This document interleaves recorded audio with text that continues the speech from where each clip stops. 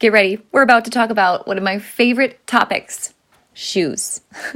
I can't wait for episode number 205 with my friend Sara Resnick of Chinese Laundry. Let's talk about your business, strategy, and the juicy details of what actually works, from mainstream fashion to fashion on Main Street, and the entire ecosystem behind it. How do we scale your company and do it with the balance and the happiness that we all seek? Let's hear from those insiders, experts, and strategists that actually make it happen. I'm your host, Ashley Alderson from the Boutique Hub, and I can't wait to chat.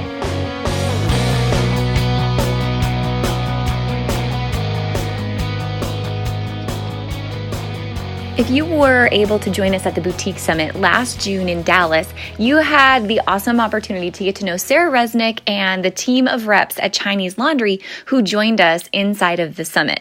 Now, Sara has become such a great friend of mine, and I've loved hearing her insight on shoe business, what's trending in the industry, how to best work with reps, and really how can boutiques be more successful when they get the information and education that reps are able to provide, whether it's working with a shoe vendor or an apparel vendor. Really, that relationship can provide so much insight into how you can better sell and market your product as a boutique owner.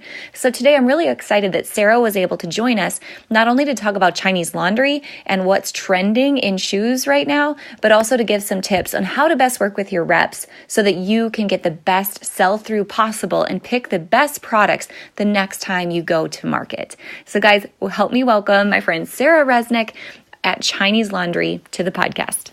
All right. Hey guys, welcome back to the podcast this week. I'm so excited to be joined by my dear friend, Sara Resnick, who's the West Coast account exec with Chinese Laundry Shoes.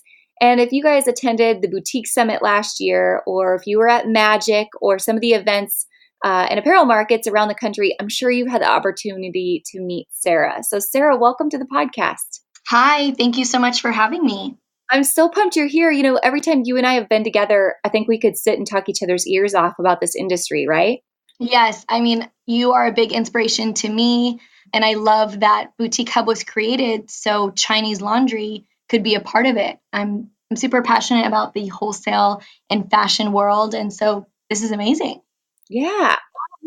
Well, I think that you and I, through the many rabbit holes we may possibly go down together today, could cover a lot of ground. But for everybody who's listening, there's a couple key things I really want to make sure we talk about today that you're able to take home. And one is, if you're listening as a retailer, I really want to make sure we talk about how to build successful partnerships with the wholesale companies you're doing business with, and really how to work with your reps to create a win-win scenario. And if you're listening as a wholesaler or a brand rep, that you're really taking home some new strategies of how to work with boutique owners in really this new kind of omni-channel fashion, I would say. And third, I mean, for anyone who's listening, we're going to talk about shoes, right? So that's going to be a win no matter what. Absolutely. Perfect. So before we talk about Chinese Laundry, and I want to get into the details there, I'd love to know first, I know you've been in this industry for a long time. Tell me about how you came to be with Chinese Laundry and kind of the evolution of your career as it relates to fashion, because I think it gives great context for the conversation we're going to have. Yeah, absolutely. I'm 30. And so, I mean, ever since I was young, I love fashion. I used to, watch Rachel Zoe and Project Runway, and I used to envision myself working with anything fashion related. And so, actually, I got my first job when I was 15 at Brighton Collectibles, selling all of those adorable necklaces and handbags and shoes. And I remember a woman approaching me and asking me what size shoe I was. And I was so confused, but I told her that I was a 5.5, 6. And living in Vegas, we have all of those trade shows. As you know, you all attend, Magic. And back then there was this shoe show called WSA. But she asked if I would be a shoe model. And I said, oh, okay. I mean, I'm 5 foot tall, but okay, sure. And here I was landed with Chinese Laundry at the age of 15. So 15 years ago. From that, I went to University of Nevada, Reno to get my bachelor's in business marketing. And being that I love fashion, I stumbled upon a boutique that I started working at. And I quickly became the manager/buyer. And it was amazing. I started to travel to shows, outside of what I was doing with Chinese laundry, and start buying. And it was insane because I think, after the first year that I started purchasing for the boutique, it had like a 60 to 70% growth, which was really rewarding for me at such a young age. Yeah. And then after that, I graduated and was offered a full time position as the West Coast rep for Chinese laundry in 2011. And so 7 years later, but really 15 years later, I'm still with the same company, which is crazy. That's got to be pretty remarkable in the industry, don't you think? Like, there are a lot of reps that do hop around, and you've been with Chinese Laundry for a long time, and you've built, a great career and so many great partnerships with not just great boutique owners, but big brands as well. Yeah, I think the best part of it was being young and naive, to be honest with you. The owner at Chinese Laundry is so wonderful, and he's very open to suggestions, and I never held back. And I think that there's been a respect that is cultivated over the last 15 years. And, with my voice and being able to be heard and continuing to change with the time, I think it's kept like a really steady and successful relationship. I think as I evolved and grow ever since I was younger, to who I am now, we're able to make shifts and changes at Chinese Laundry to meet, the ever changing world that we have. And I think that, looking at myself as 30, and if I started with a new company, that rapport and relationship and open door policy, I don't know would be there. And so that's something that I really value being at Chinese Laundry and being here for so long. But then again, they've known me since I was 15, so it's definitely a catch-22. That's pretty cool. Being a shoe model, that's better than being Derek Zoolander and like being Yes. a model, right? And I have to ask, what shoe size are you now? Because everybody wants all those sample sizes. I mean, honestly, I've stayed the same. I'm still a 5.5 6. That's perfect. You get all the cutest shoes. Yes. So I know you approach this business a little bit different than most people, and you've built some great relationships because of it. So I want to talk about, if you're a retailer that's listening, a boutique owner that's listening, how should a retailer start to build a successful long-term relationship with a rep, and what type of qualities should she be looking for in a rep that she wants to do business with? What has that relationship been like for you, and what could you share with her? I think it's really important to start off with an open mind on both ends. I mean, at the end of the day, I always tell customers when they first meet them to please go through and look at the styles and pick out something that would be in their store. One, because I've never been in their store if I've just met you for the first time. So who am I to tell you what's best for your store and be able to, in a sense, control your dollars like that? So I like the openness, and kind of understanding and paint a picture for me as a rep of who you sell to and who your demographic is. Secondly, I think it's really important that you trust me, because at the end of the day, I want you to come back.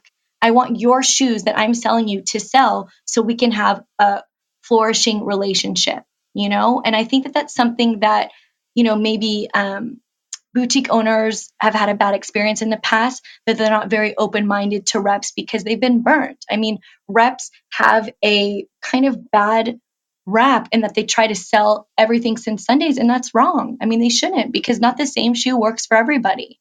And so I think it's important to establish trust and credibility, but also be open, because, I'm seeing emerging trends in the market, that could be beneficial for you, and balance with what your customer asks and needs. So that would be my ideal relationship, actually, with meeting a new customer. Do you dig pretty deep to try to understand that boutique owner's ideal customer? I mean, just so you have a better understanding and can really lead her in the right direction versus, just starting from scratch with shoes, which can be a big investment for a lot of people, but Yeah. really like digging into who that customer is. Yeah, absolutely. I love to know what the demographic is. I love to know what their sweet spot price point is, the things that they're carrying. I love if they have an Instagram, which everybody by now should have an Instagram. I love to, check on it really quick. And then I also provide tools in how the shoes that I'm selling you, what you can do to move through them. And I know everyone that I work with, that purchases a shoe for me, I push them to take a photo and post a story, and to do things to really engage, especially if it's a new brand. And I like to educate everybody on what Chinese laundry has to offer. We have 4 divisions in our company, and we kind of go with the lifestyle of a lot of different ladies. And so we're just not one size fits all kind of brand. Mm-hmm. What do you think your approach that you've outlined, what do you think other reps or brands can learn from that? Like if you're a rep or a wholesale brand that's listening, what can they take away to grow their relationship with their retail clients right now, or maybe to even reach new retail clients? What tips would you give them? I mean, I think number one, I was taught from a very, very young age is to know your customer. Like, I can't tell you enough of how many times customers will show me the styles that they just purchased before because a rep swore to them that it was the best thing, but they don't sell dress. So I kind of look at them, I'm like, but that's not in your lane. So it's so important. And I think that customers, they kind of enlist a lot of trust in us. Like, imagine if you're going to a car dealership, and you want to try out this SUV, you're hoping that that salesperson knows more than you do about the thing that you're going to purchase. And so I think that, as reps, it's important to understand that we should be raw and honest and listen to our customers, and guide them in the right way. Because, like I said, retention business is everything. I want to know that you're going to sell through, 12 pairs, or maybe let's just be realistic. Let's say 9 out of the 12 pairs of shoes that I sell you, I want to know that you'll sell through because I want to see you again in 6 weeks or at the next show to know that, we can plan out a different package. Man, that's great advice. And I was just thinking about the last time I ran into you guys in LA, and really every booth I've seen Chinese laundry set up at a show, it's always so aesthetically pleasing. And I think you've done a good job with that in terms of allowing the retailers who are coming in and buying with you, like giving them like a blank photo space where Yes. they come and take like flat lays of the shoes they're thinking about purchasing. And you've really encouraged them to test their own market before they make that final purchase order with you. I mean, absolutely. I think that with the rise of social media, especially Instagram, it was so funny. I met an account not too long ago, and she was so sweet. She gifted me a pair of sunglasses, and I said, "Oh my God, I'm going to take a photo, and you better put it on your Instagram." She said, "I don't have an Instagram." I said, "What?" Instagram is the way of sales right now, currently. So we at Chinese Laundry try to make it seamless for you right from fruition when you purchase a shoe to throw that up on your Instagram story and create demand. Because at the end of the day, you should be able to sell those 12 pairs before it even lands at your door. Yes. I'm big on that. And I'm also big on cultivating a package for the next 90 days at trade shows. And I think and I've learned this too over the years. I used to bring everything under the sun, but as the boutique buyer, it's confusing. I mean, what am I looking at?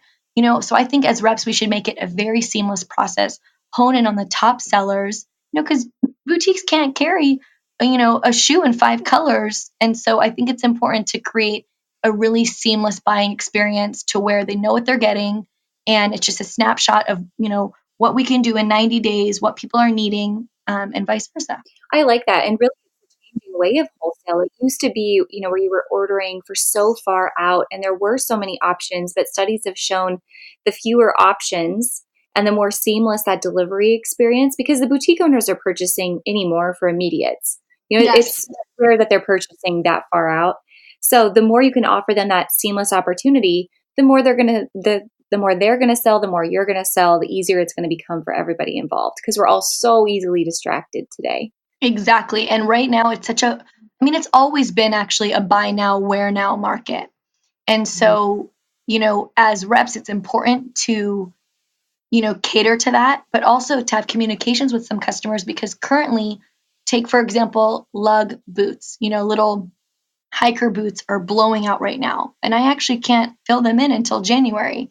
But the communication came with a lot of my customers to pre order and buy in because we will sell out. So, those are instances where, they trust you as a rep. They're going to listen to you and they're going to maybe, hold some of their dollars for those later deliveries to get in those shoes. But ultimately, it all comes down to relationship. Man, so it's so true. And that's wholesale and retail both. Would Mm-hmm. you say, besides having Instagram, what would the traits of your most successful retailers that you work with, what would be things that they have in common? Mm. Besides having Instagram? Yes, besides having a good Instagram. I do travel on the road frequently, and I will tell you that the customer experience is the same from an employee to the owner. And I think that's really important. I think that, when I used to manage and buy for a boutique, all my customers would want to shop with me and the sales would be down when I wasn't there. And I would say, what's going on? But then I would realize that the employees wouldn't give them the same experience as the owners. And so in the most successful boutiques, I think that the owners have trained rigorously the employees to give them the same experience and to personal shop for their customers. One of the best qualities I think in a boutique is when they meet you, they chat with you, they see what you're pulling, and they pull for you immediately in your dressing room. I think that is so amazing. And I say this all the time. It's like, you know your store better than anybody. And so here I am. I have 30 minutes of my time. How am I going to navigate your shelves and your displays better than you? So that communication is so big with some of the most successful boutiques. And also, I love when they're doing things in their community. I always frequent the boutiques in my area, and I think it's important when they do, a little sip and shop or, have some customer appreciation or any sort of event to kind of get people out and actually collaborations are so big too. Like, are you collaborating with the coolest local, jewelry or, bringing in accessories that you wouldn't normally carry to kind of like bring freshness to it.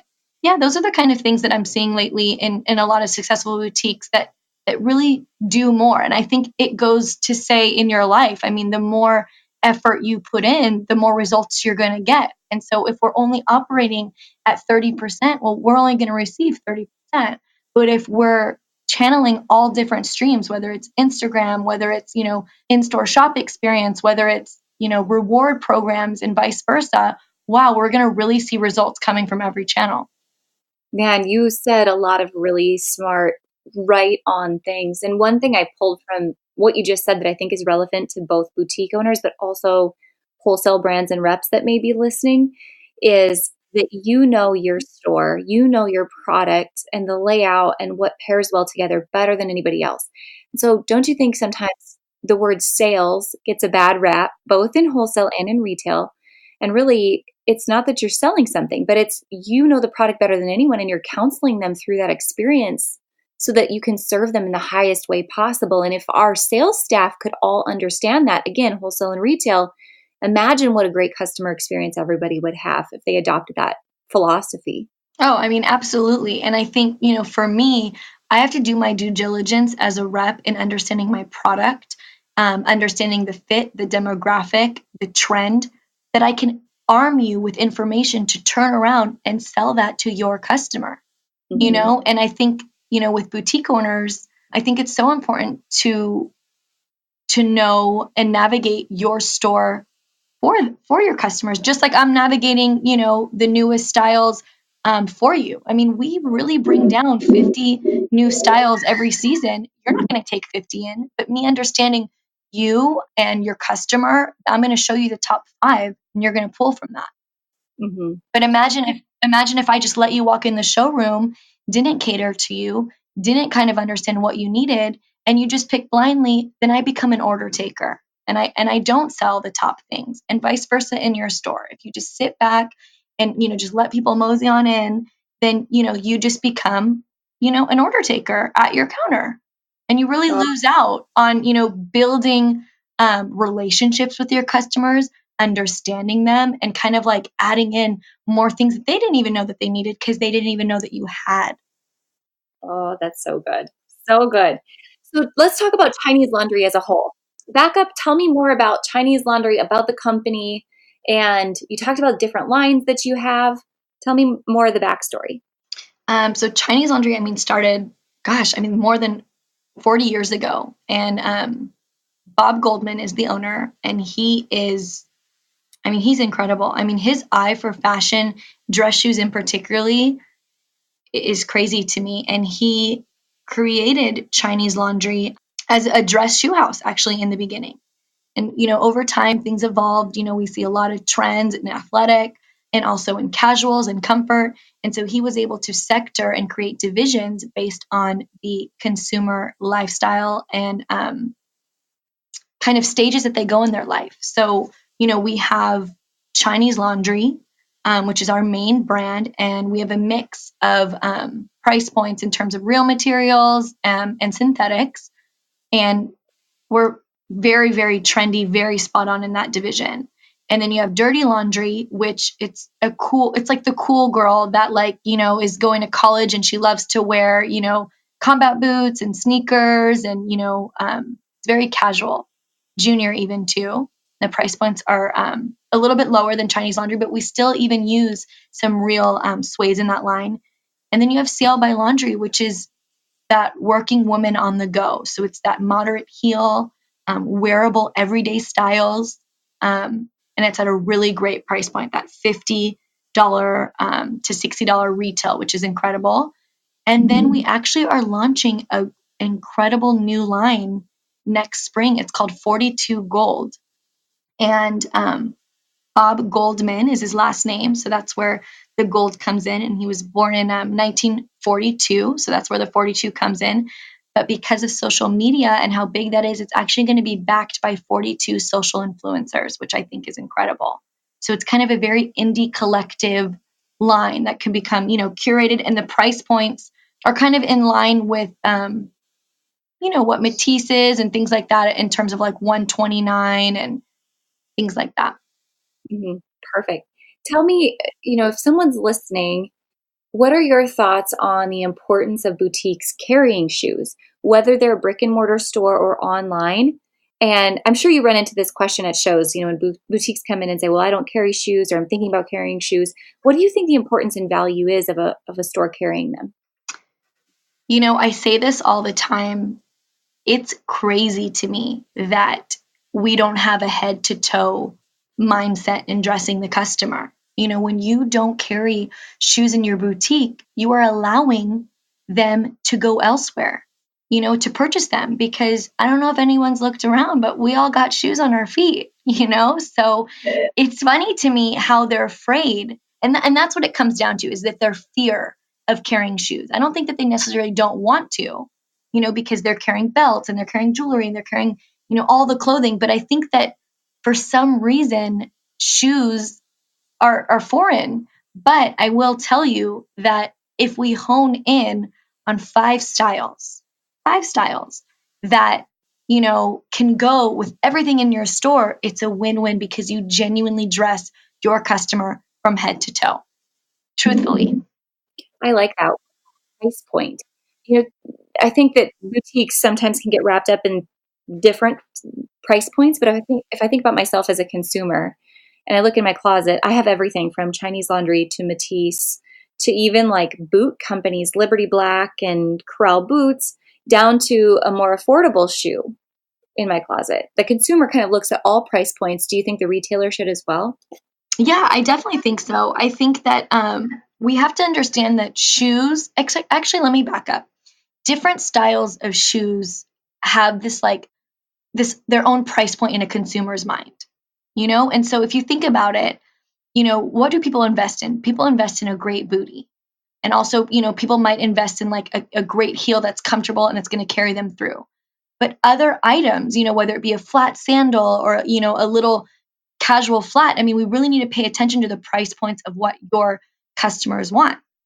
One of the most successful boutiques in my area carries their price point is anywhere from $39 to $69 in their clothing, period. But their shoes range anywhere from $39 to $149, because the average person will invest in a good shoe. It needs to be comfortable. And so I think it's important for boutiques to open their minds into that theory, and test it, and don't be afraid. I mean, honestly, if you think that 12 pairs is a lot, it's really not, because it's broken down to the most desired sizes that, consumers buy. And so you'll get, 2 7.5s and 2 8s and things like that. And if you do a pool with your customers, I mean, those things will fly off. And so I think it's important to sit down and kind of have realistic expectations. I personally will buy a $29 top or a $59 jean, but I will not buy, a little inexpensive shoe because it's uncomfortable on the foot. And so I think it's important that, we just open our mind and really understand what our market needs, but try. I mean, it's crazy when we have this mindset that we can't sell shoes. Well, what shoes have you put out and have you tested them? And then, come back to the drawing board. Mm-hmm. You and I were talking about something before we started recording the show, and that was how the consumer's mindset shifts over time. For example, when you're in college and you're buying 5 different tops in different colors at Forever 21 versus as you get a little bit older, value becomes more important and wearability, and that pair of shoes in your closet, not just being able to wear them once or twice or throughout this season, but them being able to be a staple for a few seasons in your closet. Can you talk about that mindset of the customer as well when it comes to shoes, that shifting from trend to value? Yeah, absolutely. It's funny. I remember when I was in college and I used to be able to rock a Charlotte Russe heel all night long. And as you get older, you can't wear Charlotte Russe heels anymore because they're so uncomfortable. So I Is think it because of the alcohol when you're in college? Is that why you can rock Charlotte Russe heels and not complain about it? is it because you're what? I couldn't hear you. I'm sorry. Is it because the alcohol we consume in Yeah. college that we can wear those shoes and not complain about it? I mean, maybe, but I mean, it's insane how I go back to knowing your demographic and understanding who you're shopping for. I'm sorry, who you're shopping for. But if you think about, where you are in your lifestyle and your life stage, and it's like, I'm 30 and rather I used to be quantity over quality. I used to want my closet filled with things. I used to want to know that I had 10 black sweaters to try from and 5 high-waisted jeans and things like that. But now as I get older, I really want to hone in on things that are made better, things that fit my body correctly. And it's crazy. I mean, once we start to really understand the way that things should fit, and it doesn't have to necessarily be the most expensive thing. I don't think that is an issue here. I just think that we should really pay attention to quality and understand what we're giving our consumer at their life stages of what they need. And, at the end of the day, for us, I think because the internet is providing 20 ways to Sundays on what you can get these days, you got to really hone in on that customer experience in store and really curate from what's mass marketed. And I think that's really important. And for me, I'm noticing that when I shop more in boutiques, it's becoming more specialty buys and things that I can't quickly purchase on an Amazon. And I like that, actually. So let's talk about trend, because I mean, we're all listening and we're all in this business because we love trend, right? Mm-hmm. So tell me about your favorite shoe trends at Chinese Laundry for fall, winter. And then once you are done with that, what you see coming for spring, summer. So currently right now, I am obsessed, and I mean obsessed with animal print. And that is a huge trend that is actually going to carry in to next year. So you're seeing, obviously we've seen leopards, stand the test of time, but really we're going into snakes and textured, animal prints that are tonal, which are beautiful too. And so I think that everyone should make sure, even in clothing, to have, cheetahs and snakes and leopards. And in terms of fall, winter, hikers are so big right now. And it's crazy to me because Doc Martens have really been coming up on the map, and they have for so long. But I mean, in terms of the girly girl, I actually never been a Doc Martens girl. I've always been, very girly in my aesthetic. But recently they came up with like a platform hiker that I think is gorgeous. And I would actually rock with like, a little high-waisted, skinny jean and a plaid. And so I think it's important to open your eyes, and find things in trend that service your customer. And so, if, animal prints are in, then what animal prints resonate with your store, and find it in there, because I think she's looking for it. It's all over social media, belts and jackets and shoes. And then also now to hikers, what is, a feminine hiker or, vice versa that we can take down from a Doc Marten that would appeal to, your customer too. And then in terms of spring 2019, I feel like florals are always in spring. And I think this year mixing and matching florals is going to be really big. I also think muted denim tones are going to be huge. I think netting, you're going to see a lot of netting in certain things. And then, yeah, that's all I can think about for right now.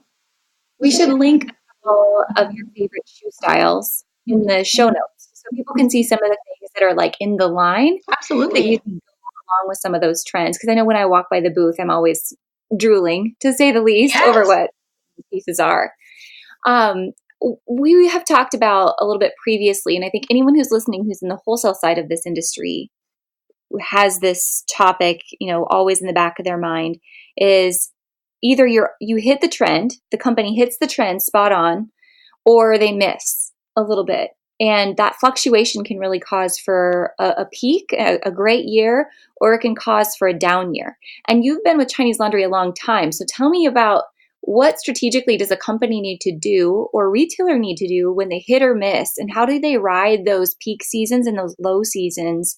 Because that's the nature of the beast, right? How do you ride out the ups and downs? I say this to my company all the time is we are a certain brand to the consumer. And so they come to us for certain things, and I think it's so important to always stay in that lane, because when we try to, be something that we're not, that's where the customer doesn't understand. And I think, I don't know if you can understand what I'm saying, but maybe I'll refer to the dad sneaker that was so big, this year, but it's really not in Chinese Laundry's wheelhouse to, carry those styles. And so I think it's so important for both, the consumer, but also, the wholesalers to just be true to themselves within the trends, and so I think that where we fall short sometime is we get way too fast, for the consumer to understand.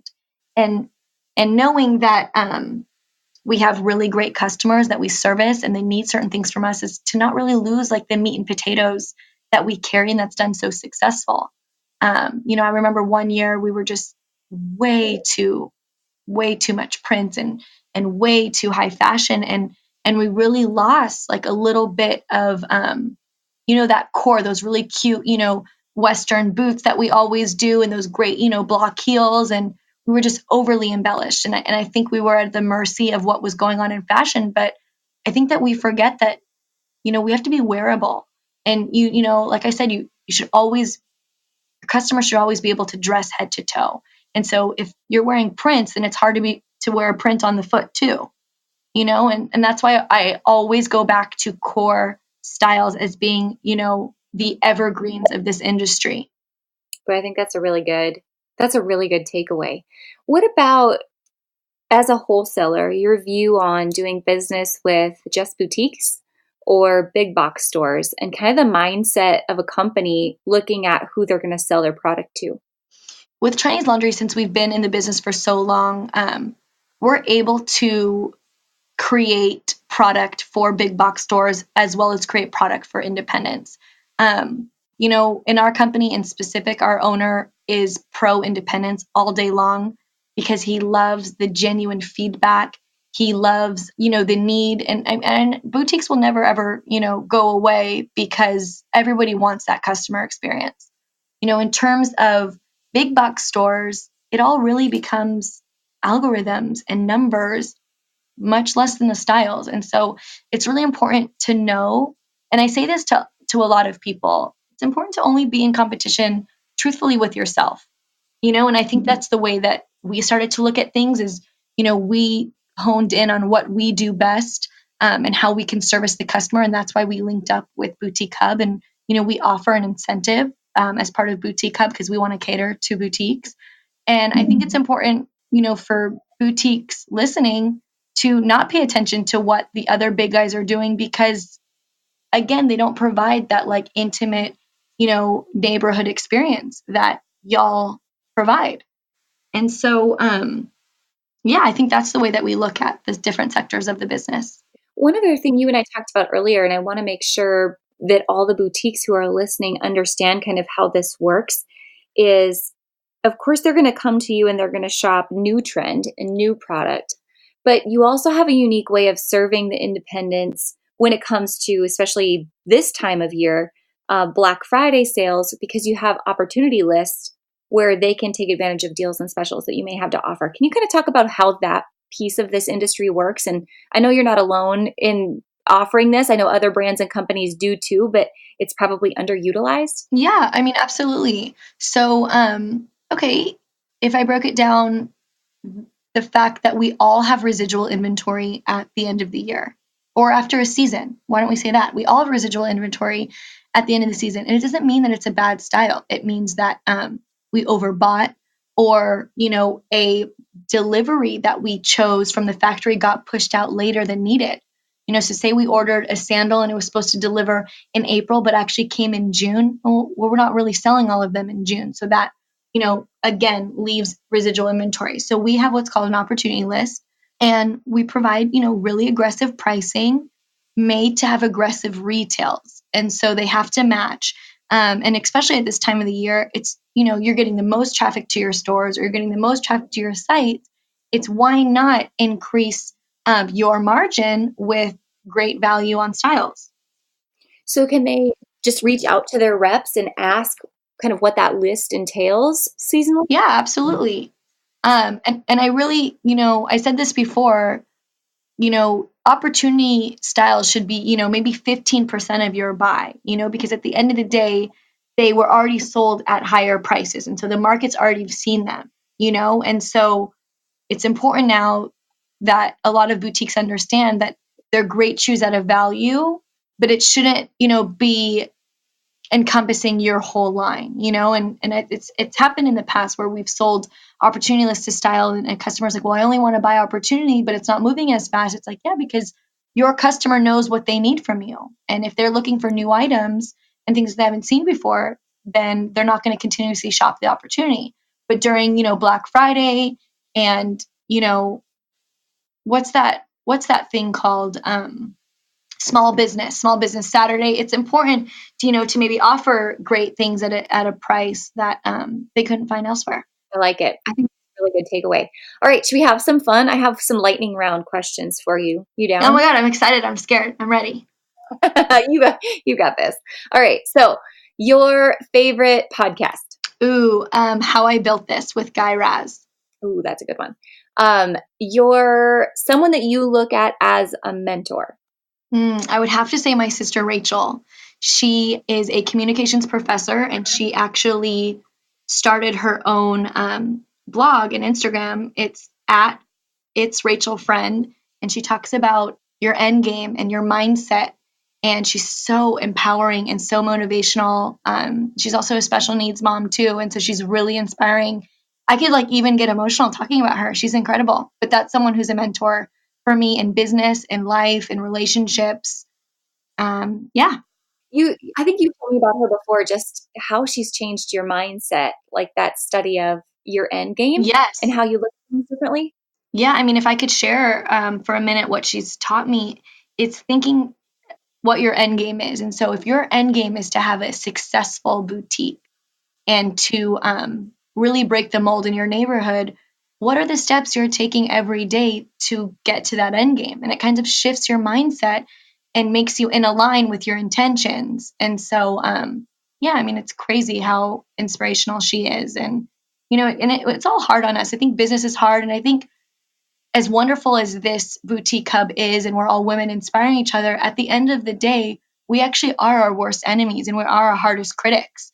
And I think we should practice, self-kindness and, really setting intentions and giving yourself a pat on the back, because the fact that so many women in this boutique hub are business owners is incredible to me.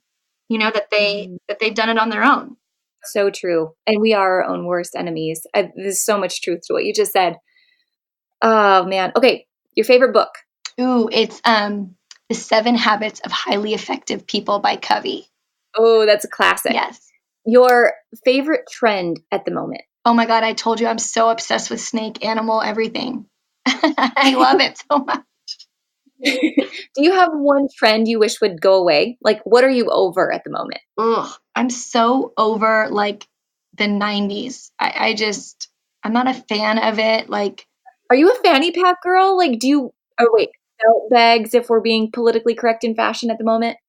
no, I mean, I'm not actually. I don't know. I'm not into it. I'm not into the netting under the denim. It's not my thing. Yeah. No. I like it. I And like the it. biker shorts. Like, I know everyone's into that, but I'm like, I feel like I'm wearing Spanx in public. Like, I'm not a fan. True. Oh, so true. Biker shorts are meant to go under things, Yes. not Yeah. as a solo piece. Yes. Agreed. Okay, what is your favorite quote? Motivational quote. Ooh. She believed she could, so she did. Oh, that's a good one. We have that on some coffee mugs at the boutique hub. I Ooh, love it. I love it. All right, so 2 last questions because I know we've monopolized your time for the day, but this has been so helpful. I think from both wholesale, retail, like encompassing the entire industry. This has been a great conversation. So, Absolutely. second to last question would be the industry that we're in is changing so much. The number of shows that we have, people going direct to LA to buy, the number that boutiques work with brands to place orders, just a lot of change happening at the moment. If you had a crystal ball and you could say, man, this is something that I see happening in the next year, or really where I see this industry evolving in the next year to 2 years, what do you think that looks like?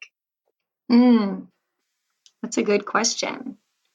I mean, I genuinely think that there's way too many shows, and there's not enough traction between all of them for all the brands to go.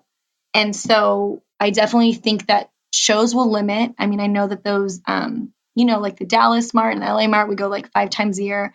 I think that those will not be on months that we go to the larger shows. I think that that would be key.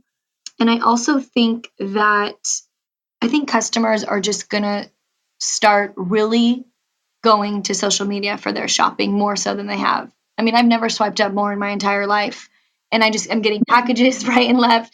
But I mean, I think it's really crazy because we are on our phones. I mean, the majority of the day. And I think the new iPhone has an update where you could see your screen time, which is so embarrassing. But yeah, I think that it's all going to evolve around Instagram. I think that that's going to be a new shopping platform. And I think as a wholesaler, we need to get smarter to provide you more shoppable content. I mean, we need to do the work for you, which is something that I'm hopefully working on with our customers. And I think for those on the flip side, I think that really need to start engaging more in their social media. Mm-hmm. I think that's really true. I think wholesalers used to kind of shy away from social media, don't you think? I agree. And now there's a big opportunity if you're in wholesale to maximize social media for the benefit of the retailer and your end consumer. Yeah, I think we were so worried about other people copying us, but at the end of the day, because the internet is so transparent, the relationships are what's going to make everything succeed because your relationship and your loyalty to the brand or to the boutique is what's going to take you there first. And I think that a lot of us forget that.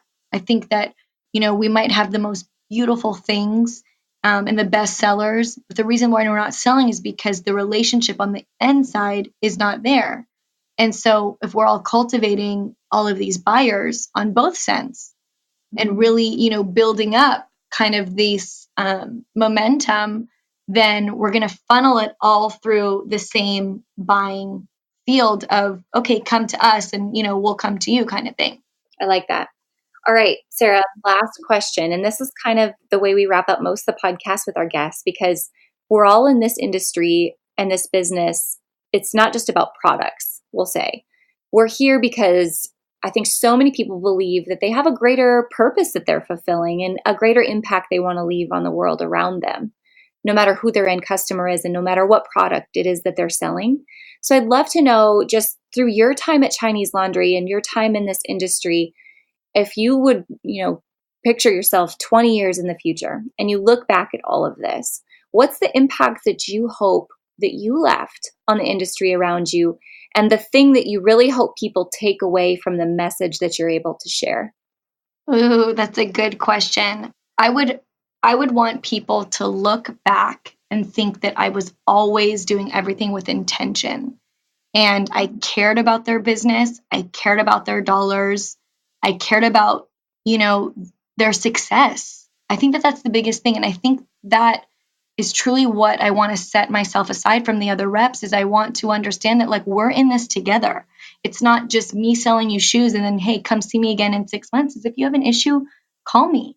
And if you need help selling it, call me. And if you want ideas on how to move through your product, call me. And, it's so funny. I get some customers that apologize when they cancel things. And I'm like, please don't apologize. This is your money, And so I really want to hopefully people feel that I cared enough about them and their business. And I also feel like we're all going through things in this life. And so just because we're at work doesn't mean we can't connect on a deeper level. And I hope that I've touched women's lives that I've worked with and they're able to, open up and share things with me and vice versa. Yeah, because I think at the end of the day, humans are hardwired to connect. And I want to know that I'm doing that constantly. And I'm not just a, here to sell you goods and see you later kind of person. I really want to, I want to grow with you and I want to learn about your life and your successes. And I want to help you with your setbacks, and any advice that I could give or any fashion tips or whatnot. And I want people to know that I'm like an open book and an open door policy all the time. I love it. And I think that you did such a good job of executing on what that vision is because, Sara, I have to commend you. If there's one thing I really recognize that you do so well is you are a connector. Thank you. You are a relationship builder. And even in the time that we've been able to spend together, again, whether it's at the summit or in LA, you're always thinking about, man, how are things going at the Boutique Hub and who could I introduce you to and how could we make this even better? And you've made so many connections and friendships for us too that have benefited us for the long term. So I just really want to thank you and commend you for who you are and what you're doing. And the way that you shared your wisdom today, I know is going to help so many people. So thank you for all of this. Oh my gosh. Thank you so much for allowing me to do a podcast. This has been an incredible experience. And I love everything that you believe in and that you're about. And I'm actually very grateful to have been introduced by my girlfriend, Jessica, to the Boutique Hub. So cool. Well, thank you so much for your time today, Sara. Yes.